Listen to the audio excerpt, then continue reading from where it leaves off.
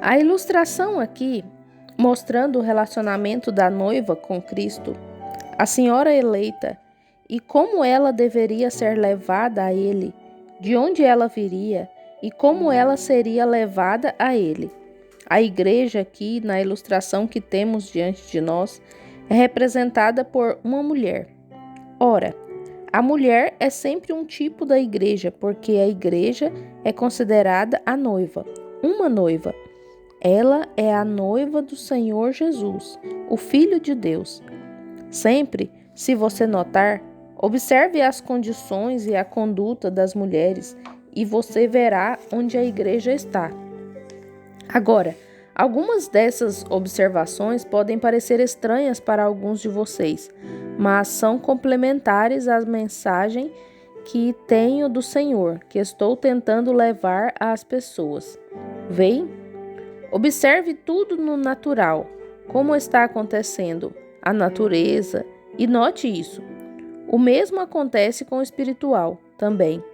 Assim, se vocês olharem a conduta das mulheres no mundo de hoje, observem a conduta mundana da igreja hoje. Só observem. Há também, claro, a conduta da noiva espiritual, a igreja. Veem? Observem isso também. Porque a natural, assim chamada, alega ser a noiva. Agora, por favor, deixe-me falar novamente à Assembleia Local. Não se sintam mal agora.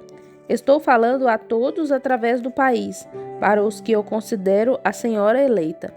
Então, se houver ministros aqui que não concordem, bem, apenas mantenham a calma por um momentinho, veem? Observem. Ouçam. Note esse caráter. Quando você vê mulheres entrando em alvoroço, simplesmente fazendo o que querem, preste atenção. A igreja está fazendo a mesma coisa. Observe. Mas note, quando a noiva espiritual começa a ter um reavivamento, quando ela começa a voltar e se alinhar com a palavra de Deus, observe novamente. Veja como as escrituras nesse tempo haverá uma mensagem que se espalhará para alcançar essa noiva, essa mulher eleita. Pois, assim como o mundo, Satanás, o enganador, que enganou a primeira noiva para pecar contra Deus, por descrer de sua palavra, e agora, em nossos dias, ao vermos a igreja natural, com seu evangelho intelectual, afastando-se cada vez mais da palavra, com o evangelho social, constatamos que as mulheres do mundo, nas ruas, membros de tais igrejas, estão se comportando da mesma forma, nesse ambiente. Não se pode falar nada a elas. Elas perderam todo o senso de decência comum. As pessoas perderam, vê? E é assim que a igreja se comporta. E você pode ver que ela está indo direto para o concílio ecumênico, com toda a certeza do mundo. E direto para Roma o mais rápido que pode ir, veja, porque isso está profetizado. E ali está ela, esse é o seu comportamento.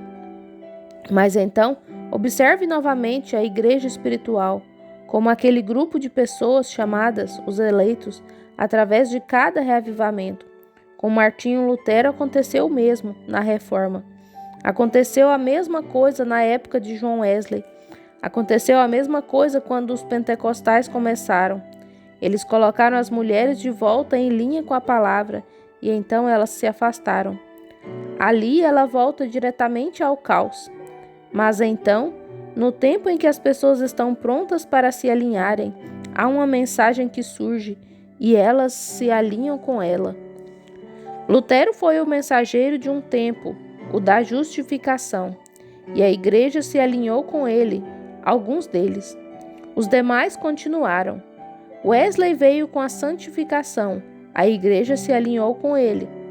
Os pentecostais vieram com a restauração dos dons, e a igreja se alinhou com isso, os eleitos daquele dia, e então se definhou, voltando diretamente para o denominacionalismo e seguiu com o restante deles. Todos fizeram isso, sucessivamente. Mas, repare agora, quando as pessoas começam a tentar se alinhar com a palavra, surge uma mensagem fresca da palavra de Deus diretamente para o povo. E elas captam essa mensagem e se alinham todas as vezes. Nós temos isso. Temos famílias, todas as famílias aqui estão acostumadas com isso. Às vezes, tudo corre bem para você durante anos. Então, de repente, você chega a um período em que, como dizemos muitas vezes aqui no sul, quando chove, desaba e tudo dá errado. Você está passando por uma noite. Então, há um amanhecer e depois uma noite. Tudo funciona em continuidade. O profeta Paulo está falando aqui de uma mulher não pode se casar novamente até que seu primeiro marido esteja morto. Ela não pode voltar a se casar enquanto seu primeiro marido estiver vivo, em hipótese alguma, de forma alguma. Ela deve permanecer sozinha enquanto seu primeiro marido estiver vivo. E se ela cometer tal pecado, será chamada adúltera. Estou falando do natural agora, para tipificar o espiritual. Se essa mulher cometer tal pecado, então ela é considerada uma adúltera. Se ela tiver 2 maridos vivos ao mesmo tempo. Portanto, ao fazer isso, ela perdeu seus direitos para com Deus e o céu. Com certeza perdeu. Ela se torna uma excluída da economia de Deus, de acordo com as escrituras que acabei de ler. Assim é a igreja, quando tenta misturar credos e denominações com a palavra de Deus. Ela não pode estar casada com uma denominação e ser a noiva de Cristo ao mesmo tempo. Ela tem que estar morta para um ou para o outro. A lei diz isso aqui. Há inúmeras leis na palavra de Deus, e essa é sua lei. Paulo está falando a mesma coisa aqui. Ela não pode estar casada com uma igreja de credos mundanos e ser a noiva de Cristo, porque uma é contrária à outra. Agora, lembre-se, você diz, bem, nós cremos nisso, mas não cremos naquilo. Se você está casado com Cristo, Cristo é a palavra de Deus. Em São João, capítulo 1 diz, no princípio era o Verbo, e o Verbo estava com Deus, e o Verbo era Deus. E ele se fez carne e habitou entre nós. Cristo era a palavra viva. Ele sempre foi a palavra, e ainda é a palavra. Ele sempre será a palavra. Ele era simplesmente a manifestação dos atributos de Deus, porque ele era o Filho de Deus. E qualquer filho é o atributo de seu pai. Assim como você estava nos genes de seu pai, no corpo de seu pai quando ele era um jovem, você estava nele. No entanto, ele não podia ter companheirismo com você porque ele não te conhecia. Mas então, através do berço de vida materno, você foi trazido à terra e se tornou a imagem de seu pai. Então, ele pôde ter companheirismo com você.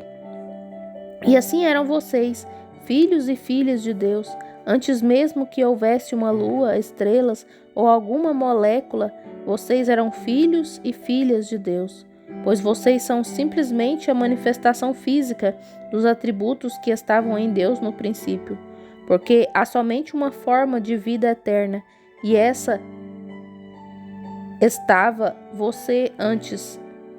Você não sabia nada disso, nem sabia quando estava em seu pai terreno, mas você foi manifestado à sua imagem. A imagem de Deus você foi feito e foi manifestado para a glória e o companheirismo com Deus.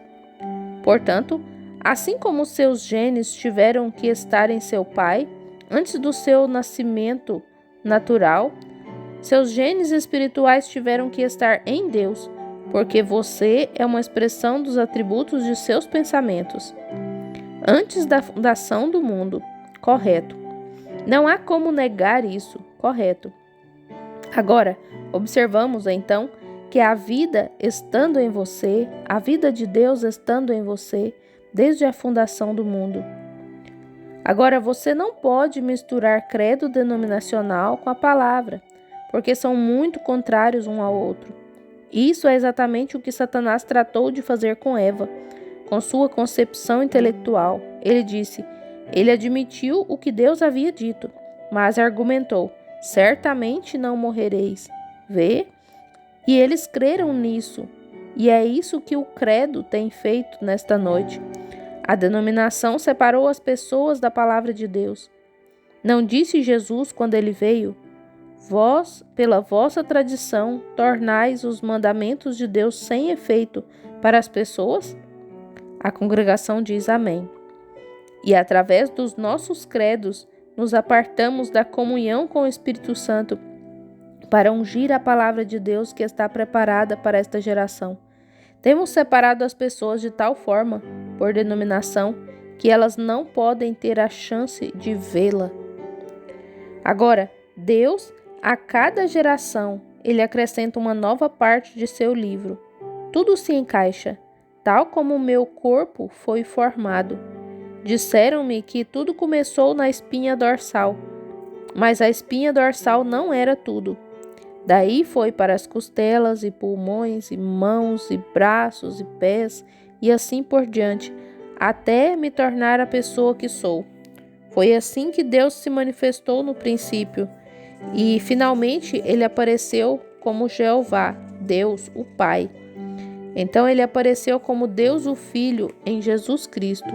Agora ele apareceu como Deus o Espírito Santo, o mesmo Deus o tempo todo, 3 manifestações como Deus. E assim, descobrimos que Deus tem designado sua palavra desde o princípio a cada geração, tal como veio a evolução, assim como a primeira coisa que Deus criou, provavelmente foi, digamos que ele criou a vida botânica primeiro. Então, depois criou a vida animal. Então, na sequência, criou a vida humana, uma espécie de evolução que vai se elevando cada vez mais. Assim tem sido com Deus e sua igreja. Justificação sob Lutero. Agora ele está tirando sua noiva. Ele está criando sua noiva. Justificação sob Lutero, santificação sob Wesley e assim por diante. Veem? A evolução do Espírito sendo dispensada mais e mais, porque o corpo está se edificando, chegando à cabeça, que é Cristo, o corpo de Cristo.